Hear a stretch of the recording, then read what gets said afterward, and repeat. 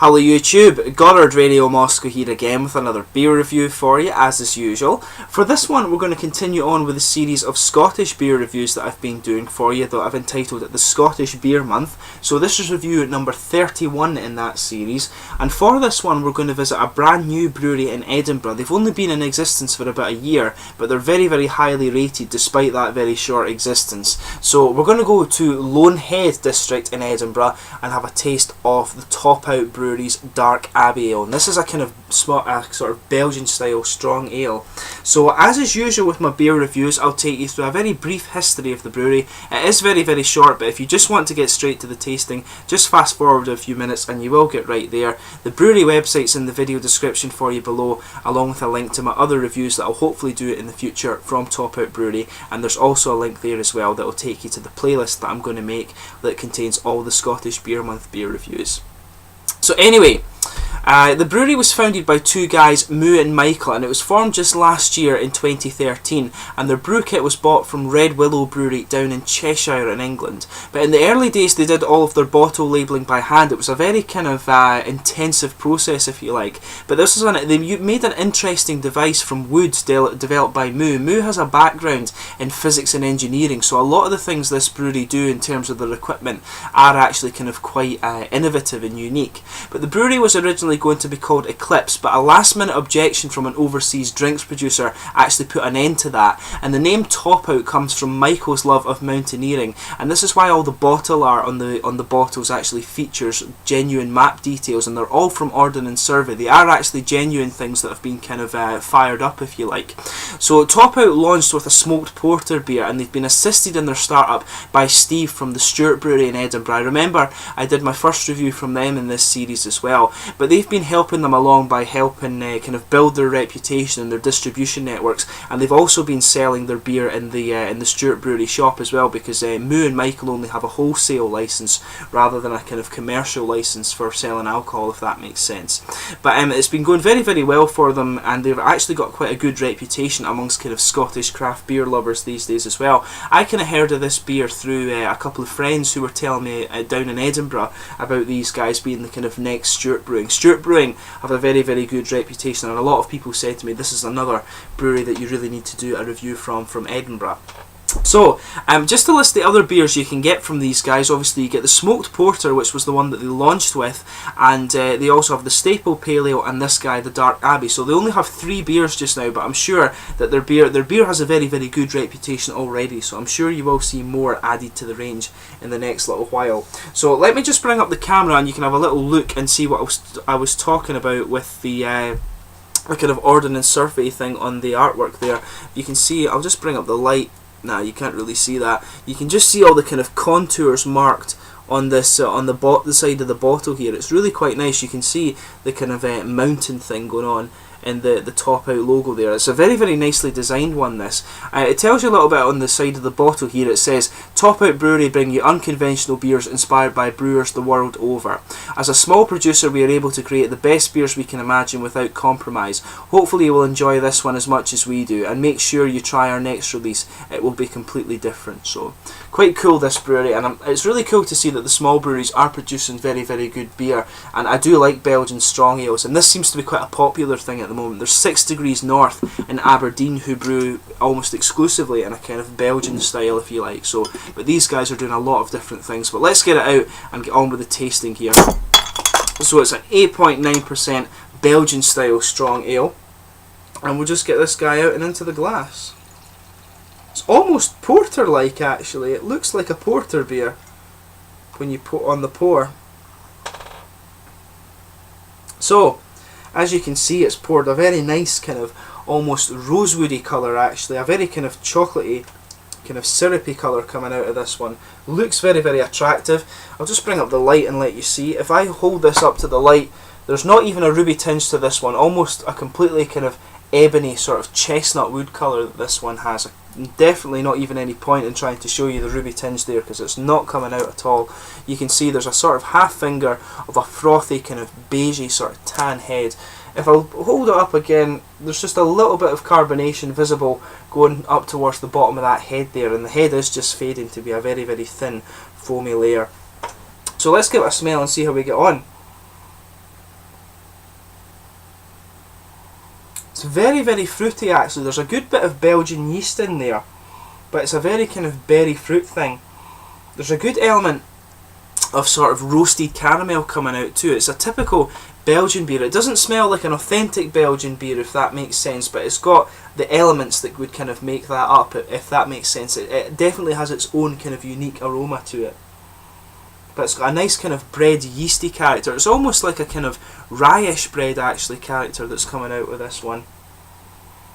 But there's a bit of nice roasted caramel in there. And there's a lot of kind of candied fruit actually.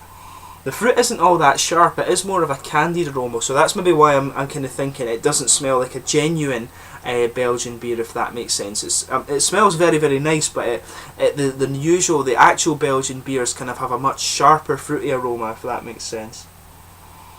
But it is just more of a candied fruit aroma that you're getting from this guy. And a nice rye bread character too, but it does have the typical kind of Belgian-y, bready yeast aromas in it. A lot of dark roasted caramel too. But without further ado, let's get on with the tasting of this guy. So this is the Dark Abbey from the Top Out Brewery, my very first encounter with this brewery, but I've heard very, very good things about them, so I'm sure we'll learn here. Cheers.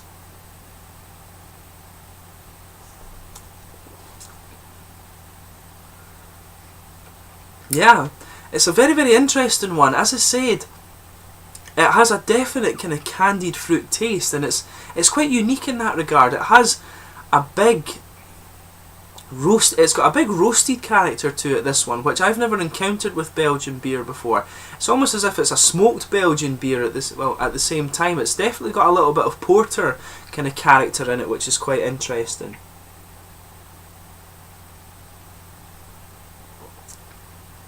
Yeah. There's definitely a kind of hint of porter character in this one. You are picking up just a little bit of the kind of sweet, bready Belgian yeast that you would expect when it's called Dark Abbey and it's meant to be a Belgian strong ale. But it is more of a kind of porter character, I think, that's coming out with this one.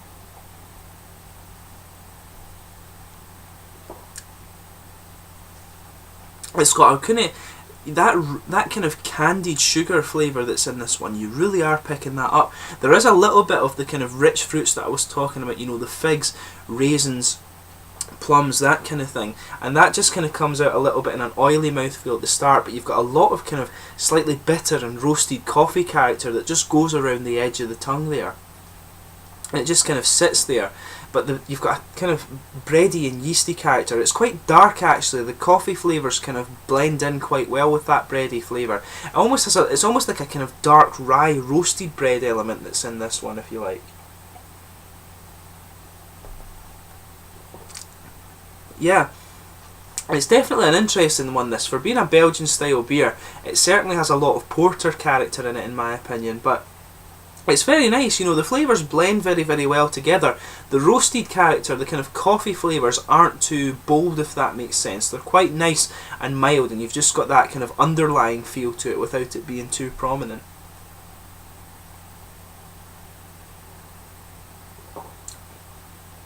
But yeah, there is a kind of juicy, candied fruit feel that just moves towards the front of the mouth there. And it's very, very nice actually. Just a little bit of the kind of roasted bitter character going around the back edges of the tongue. There's a definite kind of coffee roasted element to this beer, but you've got a nice kind of rye bread, slightly sweet yeasty character that just kind of blankets the tongue a little bit.